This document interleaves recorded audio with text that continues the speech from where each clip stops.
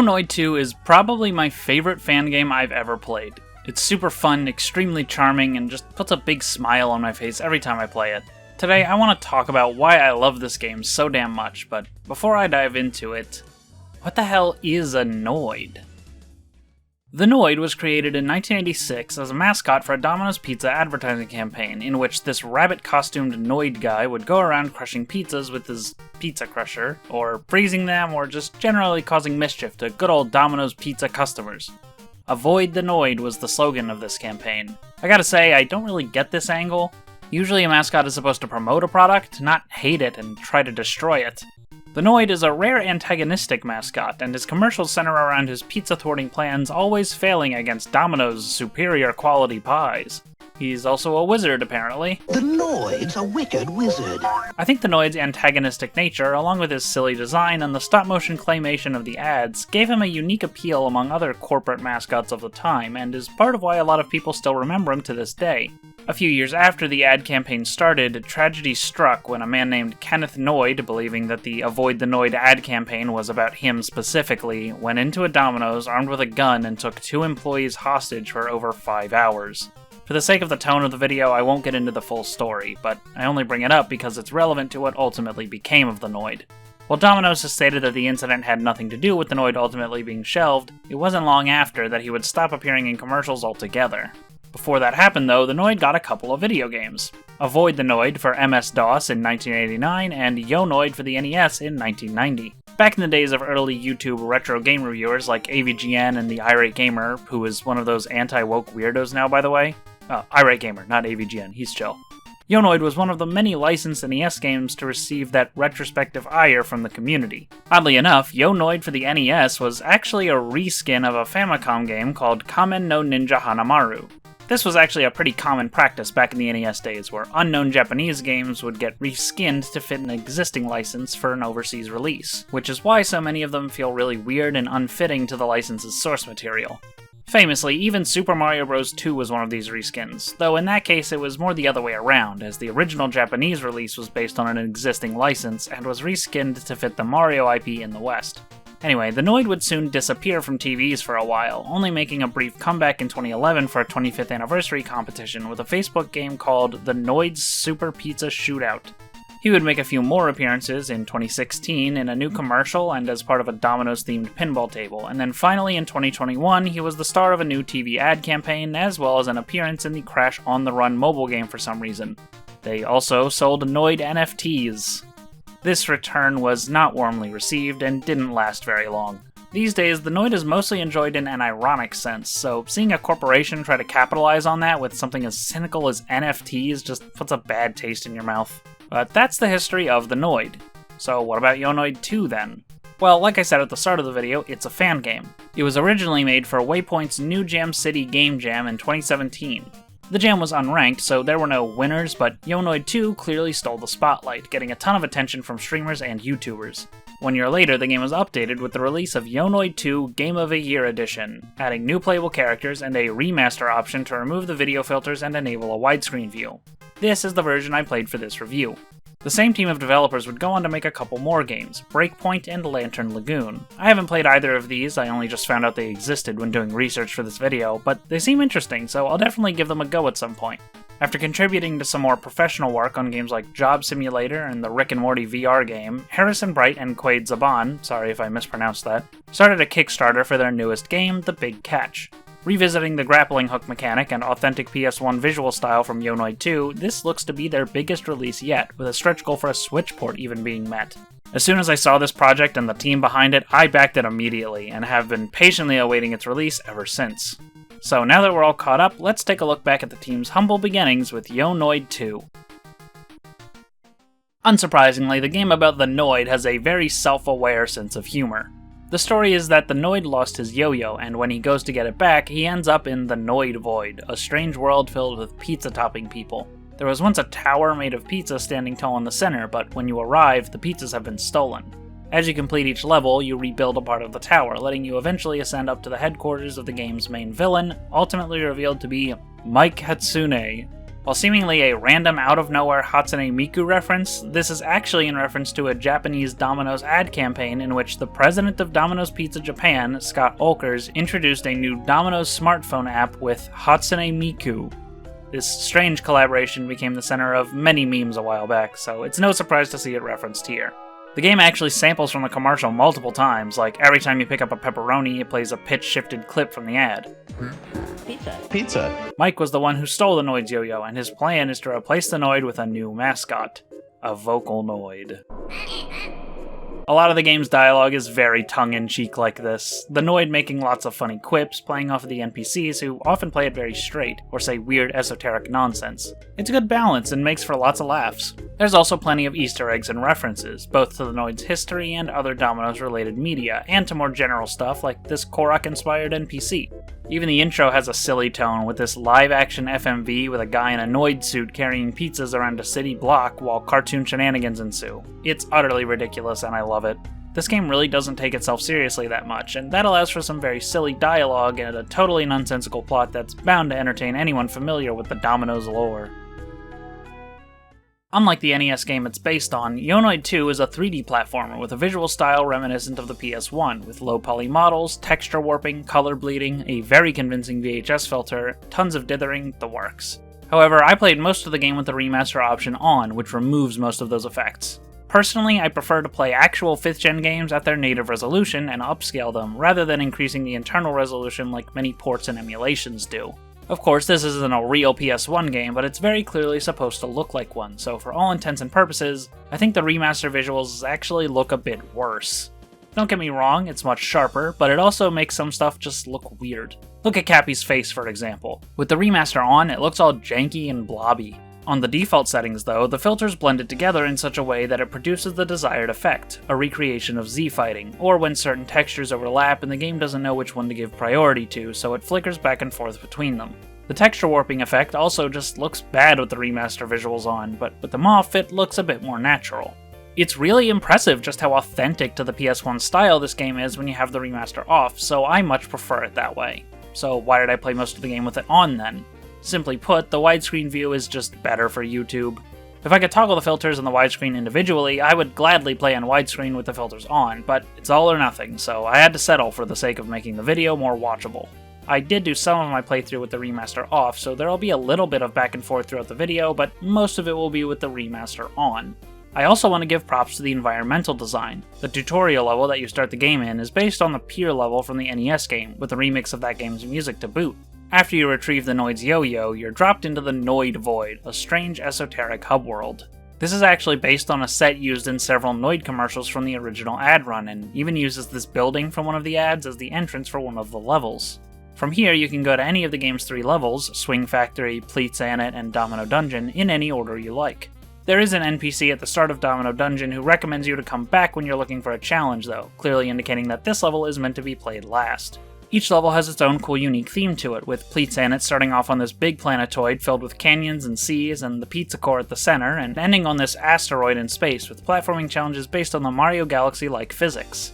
Domino Dungeon is much more atmospheric, with a mostly gray and brown color palette, large rooms with a touch of fog, and tiled wall textures. It has this almost oppressive atmosphere to it, with some claustrophobic feeling rooms and brain-teasing puzzles, and I think that adds to the level's difficulty quite a lot. I didn't really like this level much on my first playthrough, but after multiple playthroughs I've come to really love it. Swing Factory is exactly what it sounds like, a big factory with an emphasis on the industrial and construction aspects. There's girders, cranes, shipping containers, conveyors, workers asking you to do your job for them, it's got it all.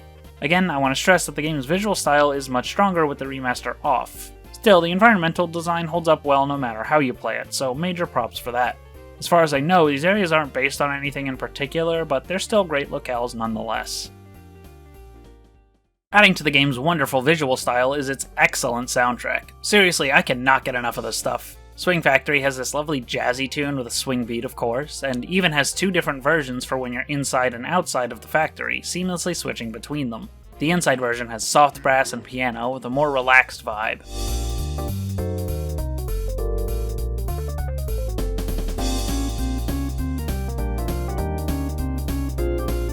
Compared to the outside version's more energetic rock instrumentation with electric guitar, trumpet, and slap bass.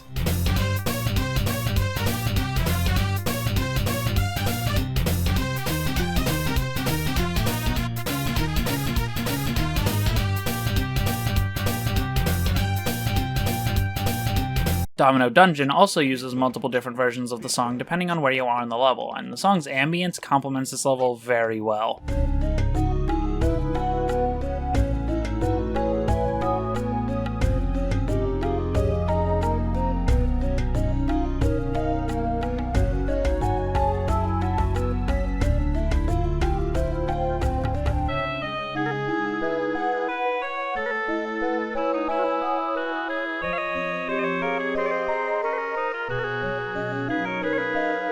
Pleatsanet's theme is one of my favorites, being really upbeat and bouncy. The vocal samples are one of my favorite parts of the whole soundtrack, they're just so charming.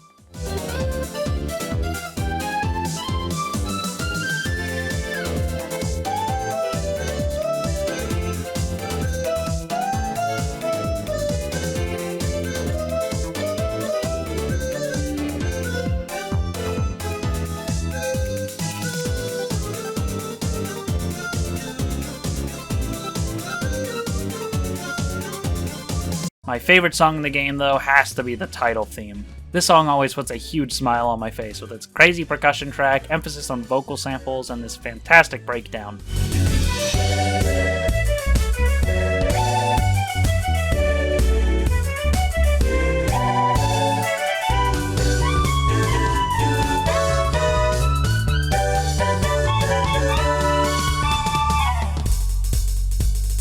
You can really tell the song's composer had a ton of fun making the track. It even gets a piano remix for the credits, and god, it is just so good.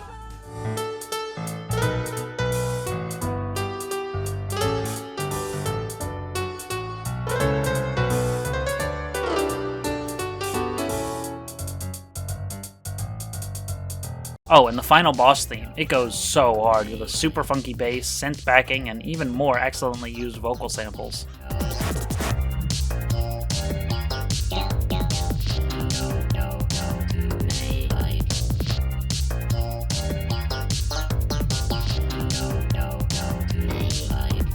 It may be short, but this game has one of my favorite soundtracks. It is absolutely fantastic. If it was just a retro aesthetic and some silly references, Noid 2 would be a neat novelty, but nothing more. Fortunately, it's backed by some really excellent gameplay that centers around a fun and unique mechanic, the grappling hook. Noid's yo-yo can grab onto objects, allowing him to swing back and forth from them, or even get launched up if you time it just right. The first level has you learning the basics of platforming to find the yo-yo though, so you can figure out the game's basic controls here. Noid can jump, wall jump, and even wall run. There's a slightly floaty feel to the controls, and it makes platforming a lot more forgiving. Of course, there's also the game's most important move, the dab. If you have a controller with analog triggers, you can even control your dab more precisely with the analog dabbing feature.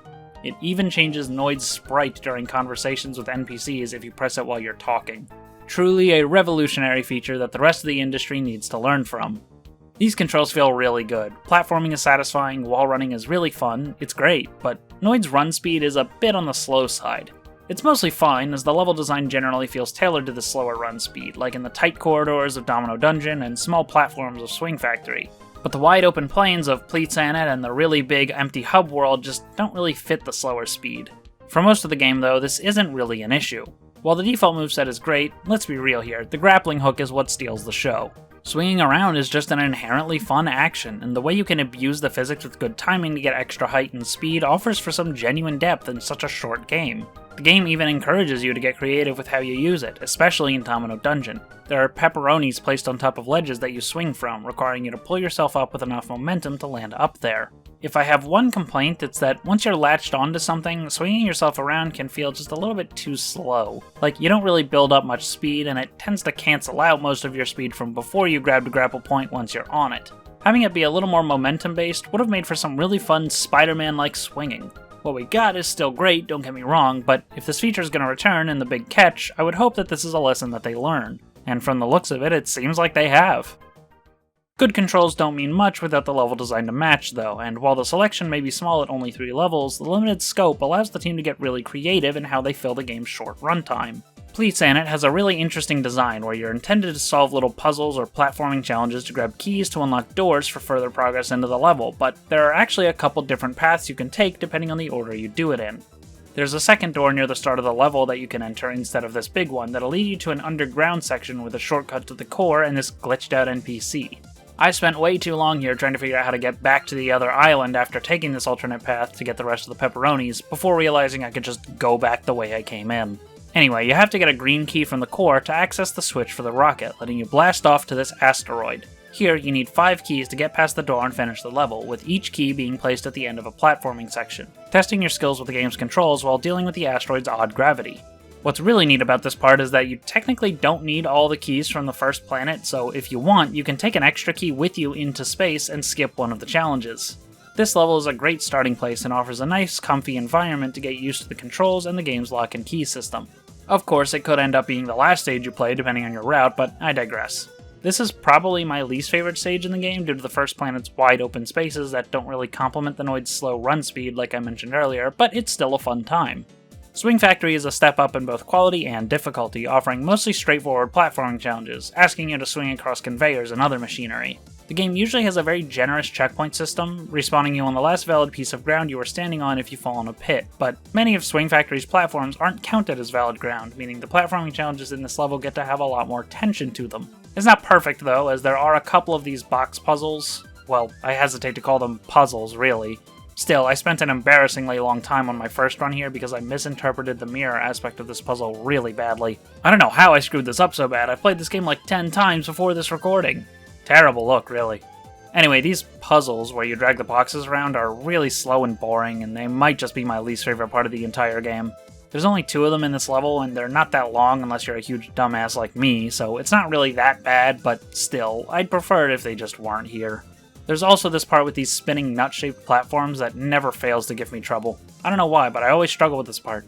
Aside from those minor complaints though, this is a great level with some really fun platforming. I love the emphasis on putting your swinging abilities to the test.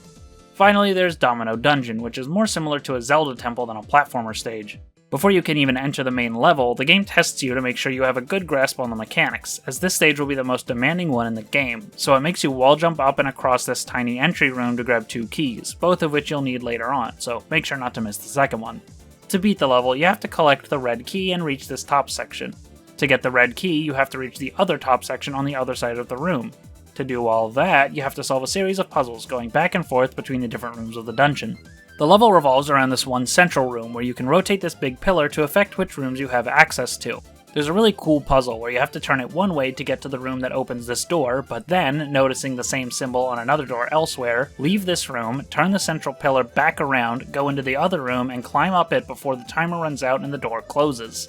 On top of the solid puzzly design of this level, there's also some great platforming challenges here, like this outdoor section with a platform swapping back and forth on a timer, while jumping back and forth at the top of this central room, swapping these purple platforms back and forth in this room, and using your swing and wall jump together to climb up this room with very few platforms to help you up.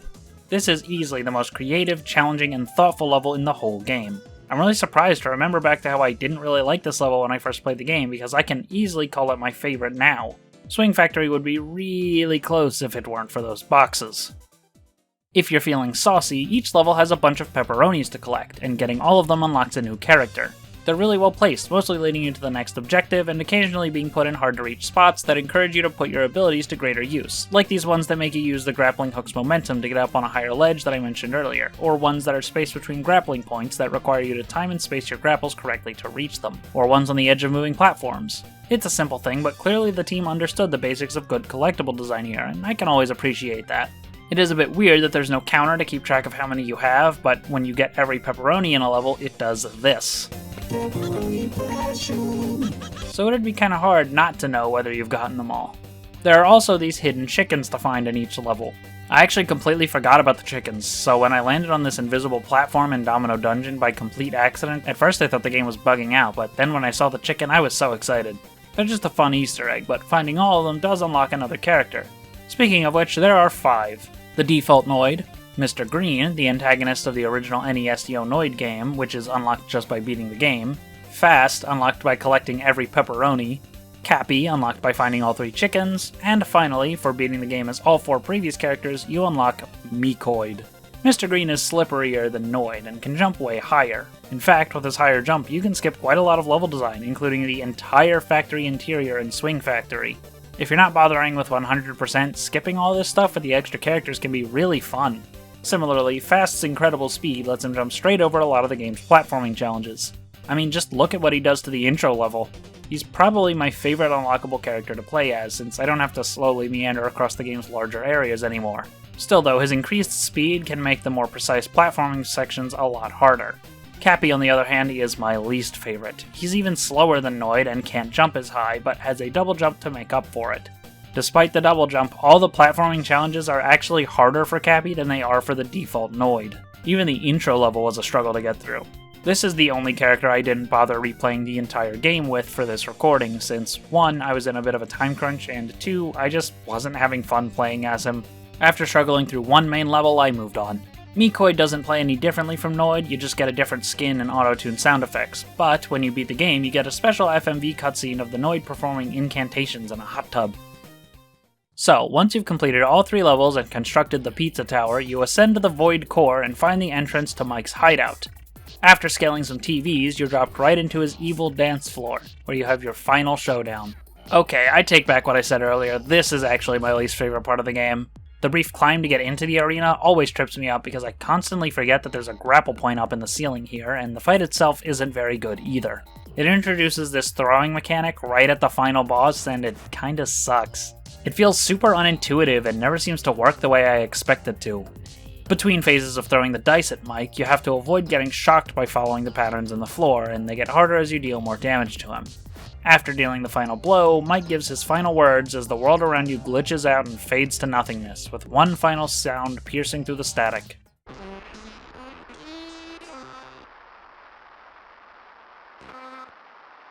And that's Noid 2! It's not perfect, but for a game whipped up in just a few days for a game jam, it's super impressive, and the additions and improvements brought with the Game of a Year edition update help it to hold up fantastically 5 years later. It's got great controls and fantastic level design coupled with a lovely PS1 aesthetic and incredible soundtrack. Plus, it's absolutely filled to the brim with charm. Noid 2 may be built on an ironic premise, but it's a game with genuine love and care put into it, and I think it deserves the genuine analysis that I gave it here in this video, rather than the typical, lol, look at this game, it has the Noid and you can make him dab, surface level coverage that it's mostly gotten.